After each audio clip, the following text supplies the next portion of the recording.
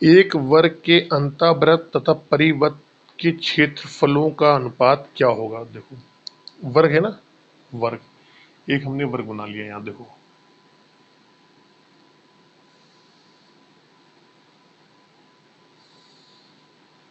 ये वर्ग बन गया हमारा।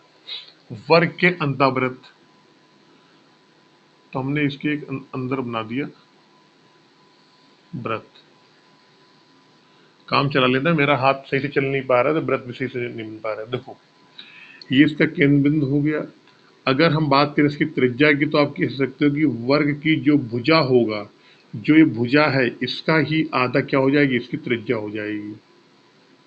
अगर हमने वर्ग के अंदर कोई वृत्त बनाया है तो उस वृत्त की जो त्रिज्या होगी वो क्या होगा, भुजा का आधा, वर्ग की भुजा का आधा ही होगा हमेशा। ठीक है ना, हो जाएगा, वो देखने में भी आपको पता लग जाएगा। ठीक है, तो एक काम करते हैं, अगर हम a मानेंगे तो यहाँ फिर a/2 आ जाएगा। तो एक सिंपल काम कर लेते हैं, हम ये करते हैं कि हम ये मान लेते हैं, ये जो वर्ग है, ये जो वर्ग है, तो वर्ग की भुजा मान ली हमने, वर्ग की भुजा 2a मान लो आप। वर्ग की भुजा मान ली हमने 2a, सामने माना।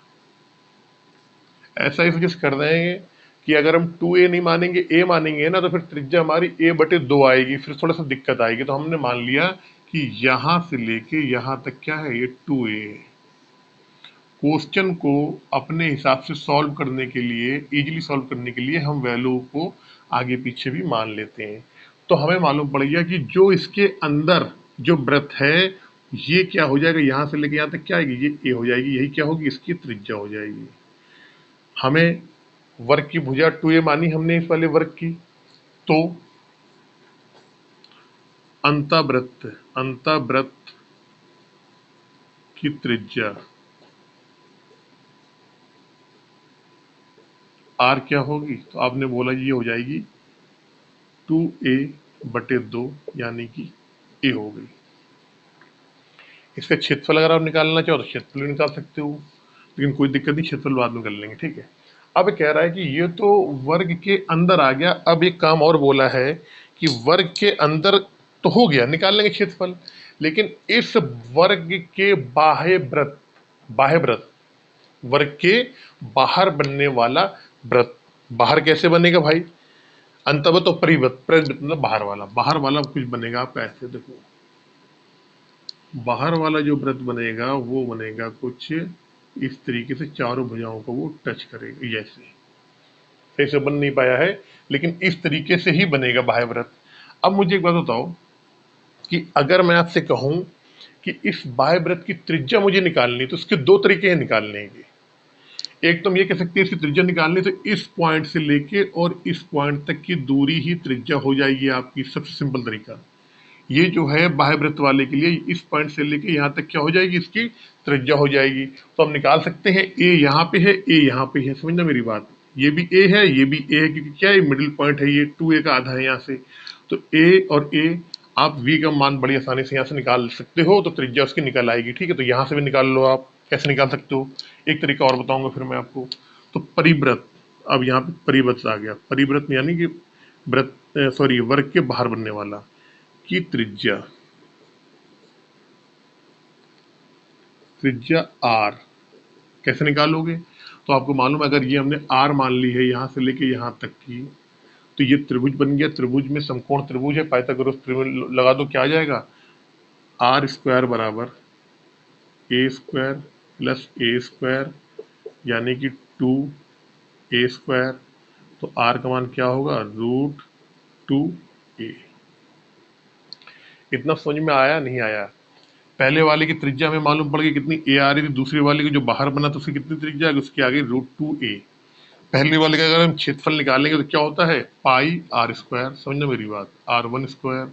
दूसरे वाले क्या हो जाएगा, पाई r2 स्क्वायर। दोनों का हमसे अनुपात ही तो पूछा गया है। r1 का मान कितना है, a है, पाई a स्क्वायर अनुपात पाई।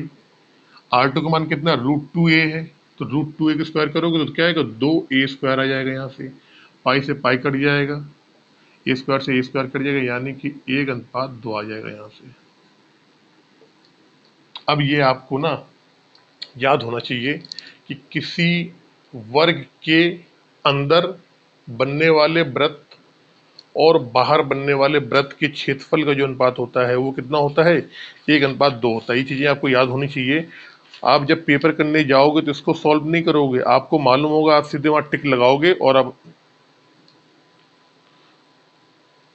36 का भाई 1 मिनट रुको जरा, 36 का है, ठीक है, तो सिद्ध करके आ जाओगे। लेकिन अगर आपने कहा कि सर यहां से मत करो, तो एक तरीका हमारे पास और भी है। मैंने आपको अभी बताया था, अगर मुझे परिवृत्त की त्रिज्या निकालनी है तो हमने कहा था भैया कि जो विकर्ण होता है वो क्या होता है, √2a होता है। ए मतलब भुजा होता है, क्या होता है, भुजा होता है। अगर हम इस विकर्ण की बात करें, ये जो विकर्ण है तो क्या हो जाएगा, ये हमारा व्यास हो जाएगा।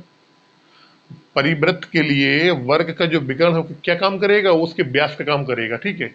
तो विकर्ण हम निकालना चाहे तो √2, और भुजा क्या मानी थी, भुजा हमने मान रखी 2a बड़े वाले के लिए, 2a। अब आपको मालूम है कि ये तो पूरा व्यास हो जाएगा इसका विकर्ण, लेकिन जब हमें त्रिज्या निकालनी होगी ना तो इसका आधा करना पड़ेगा। इसका क्या करना पड़ेगा, आधा करना पड़ेगा। जब इसको आधा हम करेंगे यहाँ पे तो इसमें 2 का भाग देना पड़ेगा r निकालने के लिए। जब r निकालोगे 2 का भाग दोगे, उससे मिला के वही आ जाएगा √2a, जो कि आपका यहाँ निकल के आ रहा था, √2a आ जाएगा। तो वहां से भी आप कर सकते हो, ऐसे भी कर सकते हो आप। क्वेश्चन